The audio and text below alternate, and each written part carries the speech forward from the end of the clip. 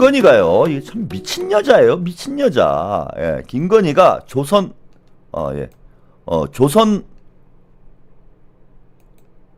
왕실 촛대를 빌려갔다라는 거예요. 촛대 가지고 뭐 하나 도대체? 예?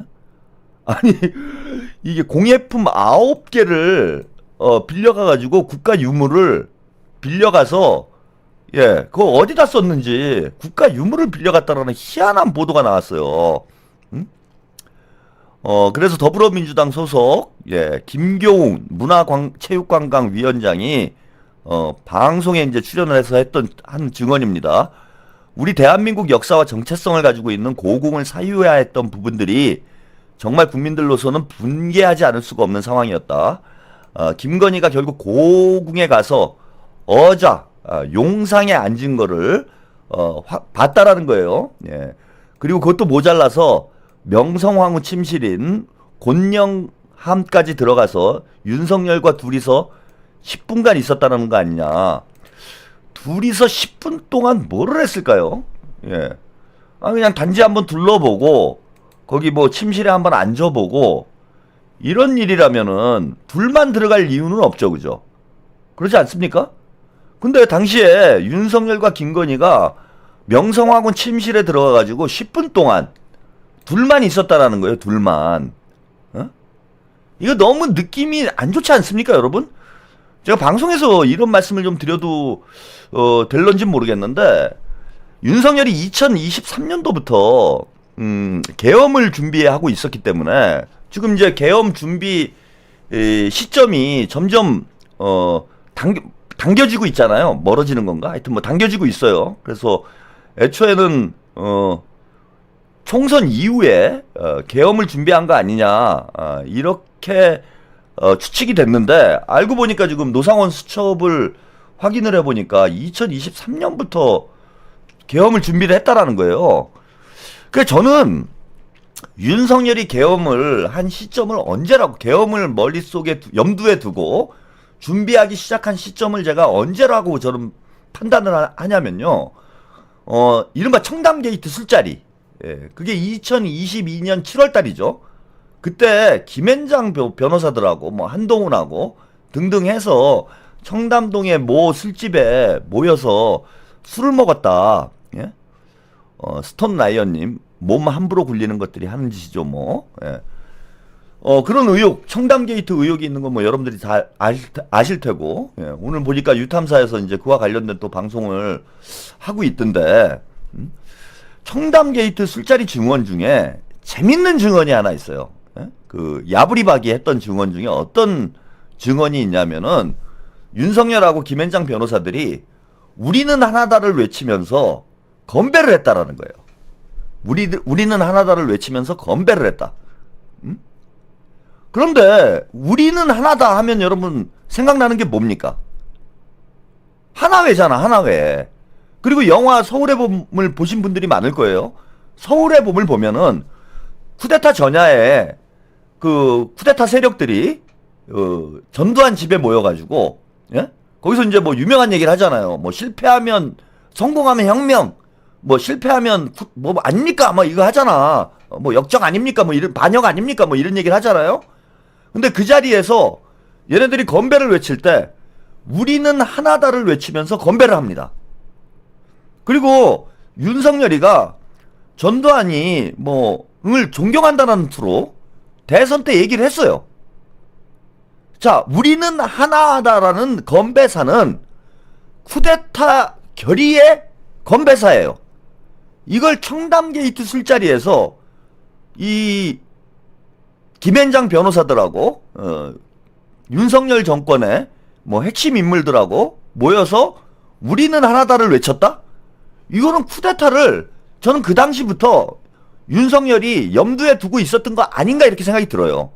즉 무슨 얘기냐면은, 집권하자마자 윤석열과 김건희는 장기 집권을 준비를 했다.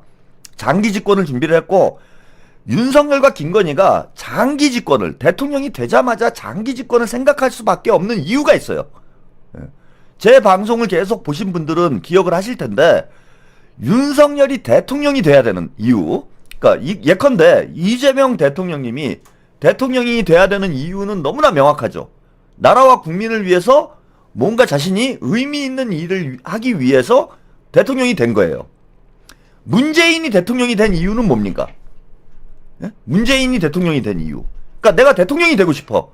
그런 데는 목적이 있는 거잖아요. 응? 목적이 있는 거야. 대통령은 수단이지 그 자체가 목적이 되어서는 안 된다라는 말을 제가 말씀 많이 드렸어요. 근데 김영삼이처럼 대통령병 환자들이 있어요. 대통령이 되는 게 목적이야. 그래서 난 대통령이 돼서 최고의 권력자가 되고 싶어.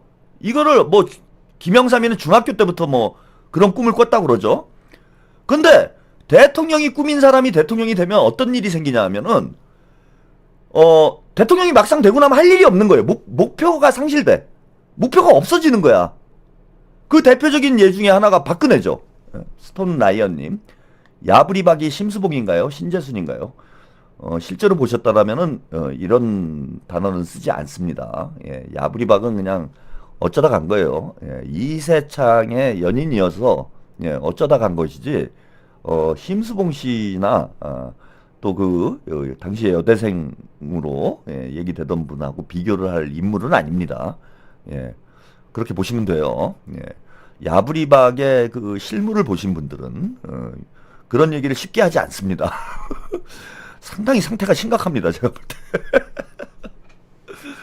박근혜도 그런 거죠. 막상 대통령이 되고 나니까 할 일이 없는 거예요. 그러니까 뭐 이상한 짓 하고, 예? 청와대에서 뭐 약이나 먹고 이상한 짓 하고 막 그랬잖아. 그래서 이재명 대통령처럼 내가 대통령이 돼야 되는 목적이 분명한 사람을 일단 대통령을 뽑아야 돼요. 나라와 국민을 위해서 뭘 해보겠다. 이런 생각을 가지고 있는 사람. 근데 문재인은 여러분 왜 대통령이 됐을까요? 문재인이 대통령이 된 목적이 뭡니까? 예? 그 궁금하죠? 제가 볼 때는 문재인은 대통령이 될 목적이 두 가지밖에 없었다고, 된 이유가 두 가지밖에 없었다고 봐요. 하나는 뭐냐 하면은, 김어준이 시키니까. 김어준이 하라고 하니까. 그 다음에 이제 두 번째는 뭐냐 하면은, 뭐 노무현, 좀 좋은 의미가 있다라면, 노무현 대통령의 복수를 위해서. 근데 뭐 그것도 아닌 것 같아. 대통령이 돼서 한 짓을 보면은, 무슨 노무현 대통령의 한을 풀기 위해서 본인이 대통령 돼야 되겠다 이런 생각을 한 것 같지도 않아요. 그래서 문재인의 가장 큰 문제는 뭐였냐면은 뭐 다 문제지만은 가장 큰 문제는 대통령이 돼야 되는 목적 자체가 없었다라는 거예요. 그냥 옆에서 시키니까 김어준이 하라고 하니까 대통령 돼서 뭘 해야 될지 모르는 거야. 그냥 인기 관리나 하고 그러니까 일을 안 하는 겁니다. 일을 안 하는 거예요. 그러면 윤석열이 대통령이 된 목적은 뭐겠습니까? 윤석열은 대통령이 될 목적이 너무나 뚜렷해요. 왜냐하면 권력을 놓는 순간 윤석열은 감옥에 가게 돼 있어요.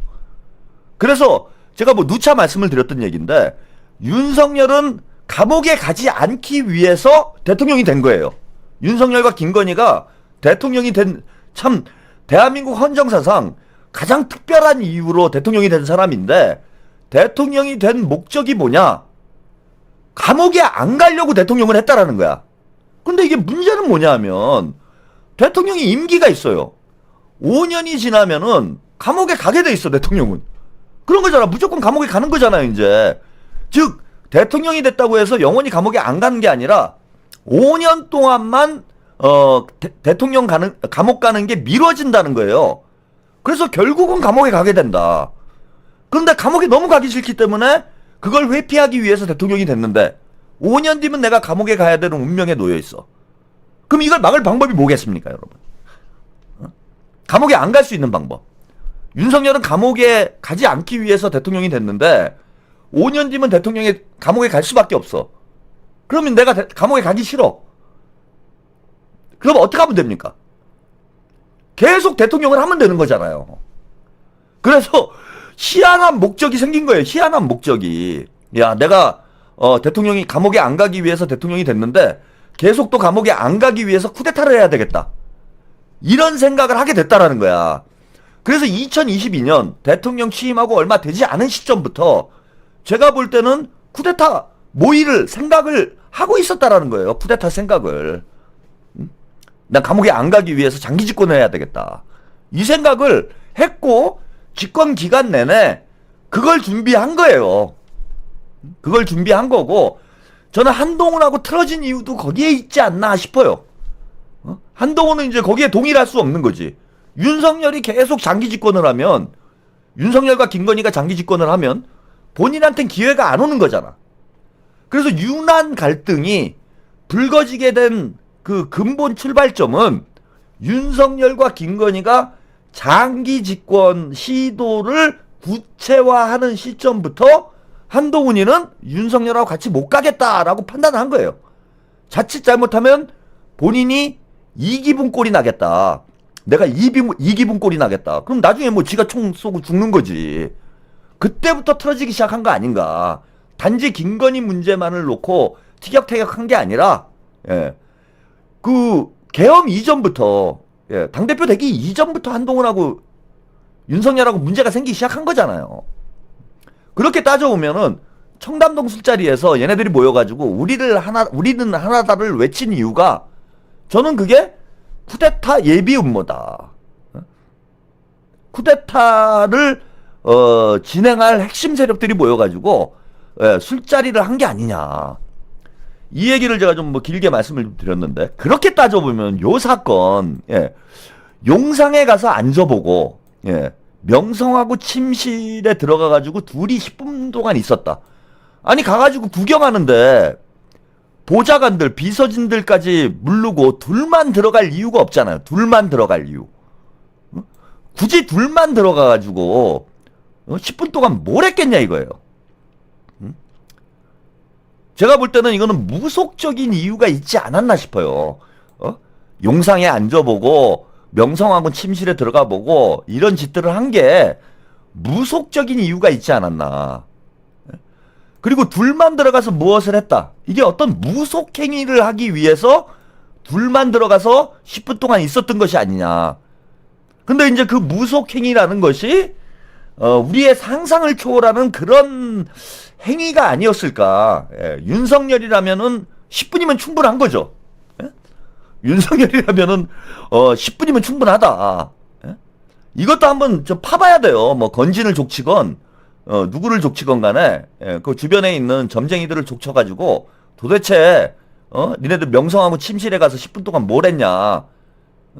제가 볼 때는 이거 아닌가 싶은 거예요. 저는 그럴 가능성이 되게 높다고 봐. 둘이 들어가서 무속적, 예? 떡을 친 거지.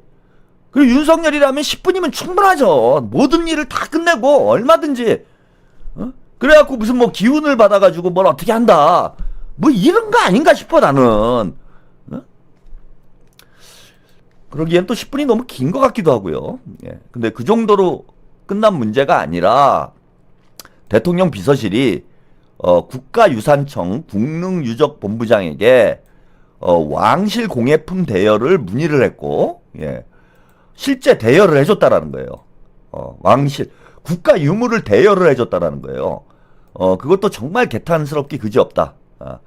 보함이라든지 주치람, 촛대, 사방 탁자 등 9개를 찍어서 보내달라고 했고, 대여하겠다 그래서 이렇게 됐는데 원래 대여가 되는 게 아니다. 그러니까 국가 유물을 대여를 했다라는 겁니다. 그래서 원래는 1년 계약으로 해서 3월까지 쓰기로 했는데 1년을 연장해서 4월에 돌려주게 됐다. 완전히 뭐 국가 유물을 사유화한 사건이죠. 저는 이것도 무속적인 배경이 있지 않나 싶어요. 이것도 무속적인 배경이 있지 않나, 그런 의문이 뭐 강하게 듭니다.